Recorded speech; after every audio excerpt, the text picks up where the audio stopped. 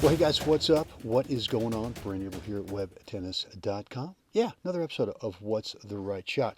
Yours truly with the return of serve back in the day, maybe a couple of years ago. An early summer on the grass courts at Mission Hills Country Club. Look, let's talk about one aspect of the return of serve that whether you're playing a drive return like this, or whether you're playing a chip and charge, or whether you're just, doesn't become a drive, but let's say it's a slice underspin. The one of the aspects, I won't say the one, but one of the really crucial things is that you stay sideways, right? Is that you let your swing path naturally go back towards that server because you don't open your shoulders too early, right? And try to either get ready for whatever might come back next, but you got to stay sideways. So what I want you to practice on this is, again, doesn't matter what type of return it is. Could be a top spin, could be more of a semi-top flat drive like this, could be an underspin, could be a chip or charge. Stay sideways. One of the things I try to feel, and this is something for you to consider, think about, but I kind of think about my non-racket arm, right? Which is, let's go ahead and extend that back a little bit as we swing. And that's kind of the timing for me, is I'm just thinking about when am I going to take my left arm and extend it back, right? So look, simple to do. It just takes some practice and takes some tinkering, experimenting, and seeing what this feels like. Obviously, if you're going to stay sideways as you naturally have a swing path that goes towards that server, the very first thing is you have to do what? Right? You have to turn your shoulders out of this facing forward position, right? You don't know. I mean, right here as the toss goes up, you don't know, and as they make contact, you're not 100% sure if this is going to be a forehand or a backhand, right? Or if it's going to be right at you.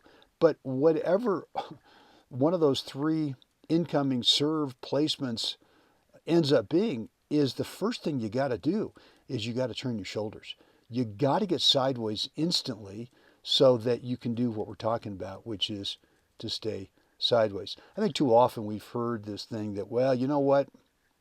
Let's go ahead and put the racket back. Well, like, for example, with the forehand, if this was a forehand, sure, you could stick your racket back behind you, but you'd never get your shoulders turned, right? You'd never really have a natural swing path that would go back towards that server.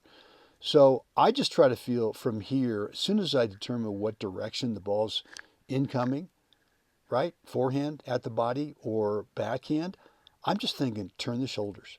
Just turn so that you can eventually be able to stay sideways as you go ahead and have that natural swing path back towards the server. So let's take a look at this, and we'll just look at this in real time. And I want you to get out there and practice with this, right? I mean, practice this. I want you to tinker with it. And I think what you'll find is that you have much more control. You're not really kind of tinkering around at contact. You're not fiddling with the wrist at contact because you're sideways and the swing path naturally wants to go back towards that server. I'll do one version here in slow motion. Guys, would love to hear from you. What's on your mind with today's episode of What's the Right Shot? Any comments, questions, remarks, feedback? Down below in that comments area, let me know. I love to read those and respond. And as always, it's time. We got to get out there. Help someone else have a great day, guys. See you again next time.